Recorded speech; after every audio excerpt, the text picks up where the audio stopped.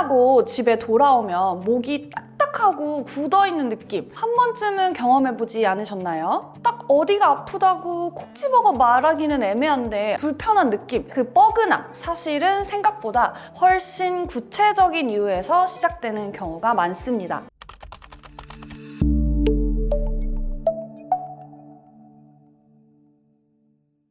지하철 안에서 점심 먹으면서 엘리베이터 기다리면서 우리는 스마트폰을 볼 때 자연스럽게 고개를 숙이게 되는데요. 실제 척추 연구를 보면은 고개를 바르게 세웠을 때 머리가 목에 주는 부담은 약 4.5kg 정도예요. 고개를 45도 숙이는 순간 부담이 가해지는 하중은 약 22kg까지 증가해요.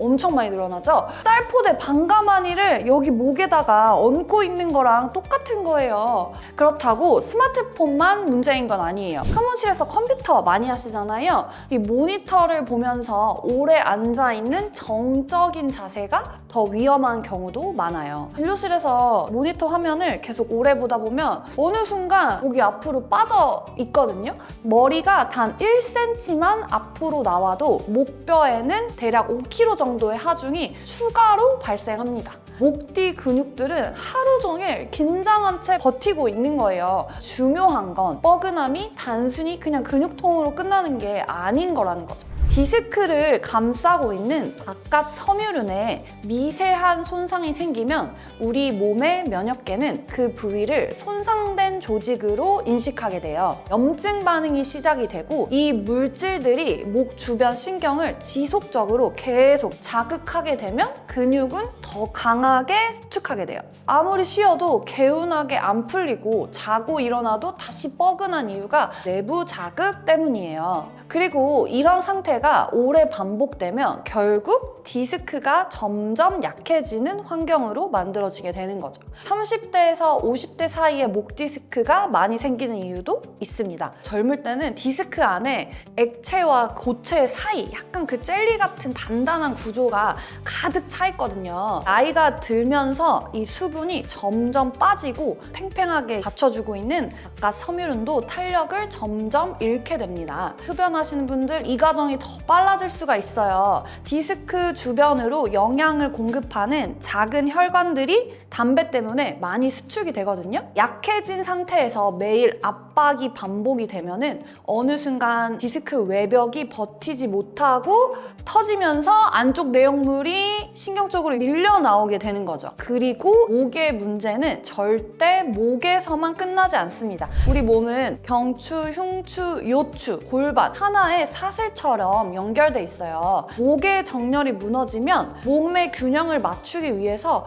허리와 골반에서 대신 보상작용이 일어납니다. 목 통증이 심해질 땐 등도 아픈 것 같고 허리도 같이 아프고 어깨나 팔, 손가락이 찌릿찌릿하게 저린 적 있으신가요? 목에서 시작된 신경 압박 때문에 나타나는 경우가 굉장히 많습니다. 우리 뇌는 목에서 발생한 신경 자극을 신경이 연결된 끝 부위인 어깨나 팔, 손끝에서 느껴지는 통증으로 착각하는 특성이 있거든요. 손가락 저림 패턴도 어느 정도 특징이 있습니다. 엄지랑 검지만 그래요. 경추 6번 신경. 이상하게 2, 3, 4번째 손가락 그래요. 그러면 7번 신경이 문제인 거고요. 네 번째 손가락, 새끼손가락.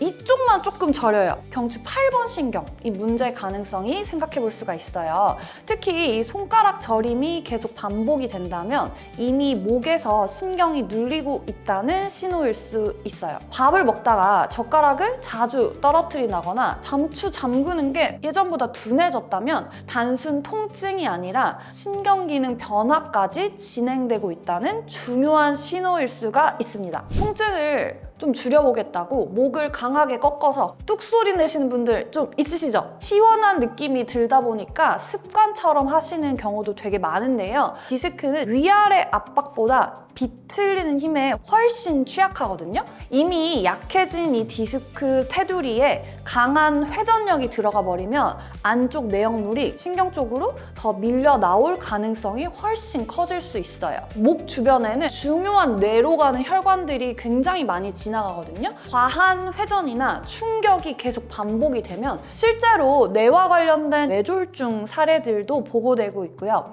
목이 뻐근할 때 억지로 꺾는 것보다는 따뜻하게 온열을 유지해 주시고 부드럽게 움직여 주시는 게 훨씬 안전합니다. 근데 통증만 임시로 달래면서 근본 원인을 오래 방치하면 어느 순간 증상이 완전히 달라지기 시작합니다. 두통약을 먹어도 낫지 않는 뒷머리 통증, 고개를 한쪽 방향으로 올릴 때만 아찔하게 어지럽다. 그냥 귀나 뇌의 문제만은 아닐 수가 있어요. 위쪽 목신경은 머리 통증을 전달하는 신경 경로랑 구조적으로 연결이 되어 있기 때문에 목에서 올라오는 염증 자극을 뇌가 편두통이나 현기증처럼 받아들이는 거예요.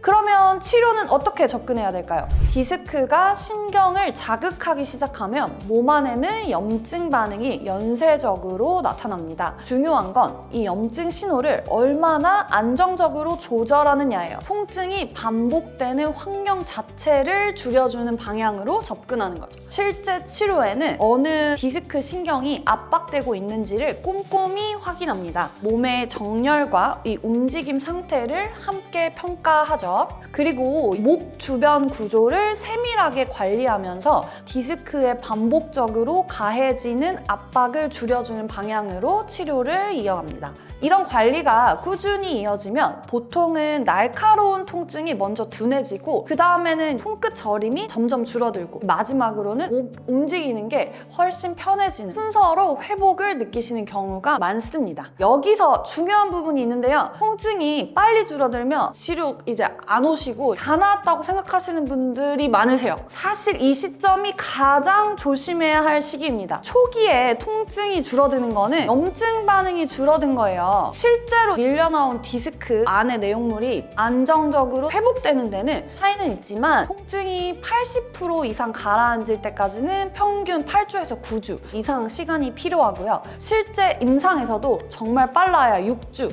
2개월, 3개월 추천을 해드려요. 마지막으로 꼭 드리고 싶은 말씀이 있는데요. 디스크가 많이 나왔대요. 어디 갔더니 수술하래요. 어디 갔더니 수술 안 해도 되는데 수술 어떻게 해야 돼요? 꼭 수술해야 되나요? 우리 몸에는 생각보다 강한 회복력이 있어요. 시간을 두고 천천히 꾸준히 관리하다 보면 밀려나온 디스크 조직이 다시 자연스럽게 들어가고 흡수되면서 점점 회복이 되고 염증 반응도 줄어들고 너무 조급해하지 마세요.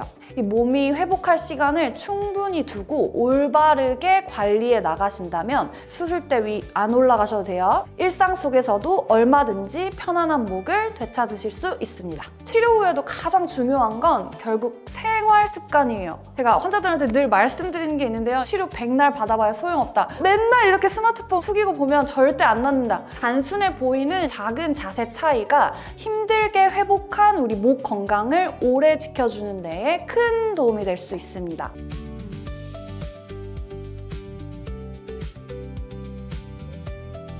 결국 목 디스크는 어느 날 갑자기 생긴 게 아니에요. 나이가 들면서 서서히 약해진 디스크에다가 매일매일 안 좋은 자세의 반복이랑 압박이 계속 쌓여가지고 만들어진 결과인 거죠. 이제는 몸이 보내는 신호를 조금 더 진지하게 들어주셨으면 합니다. 지금까지 고고한의원 대표원장 고예솔이었습니다.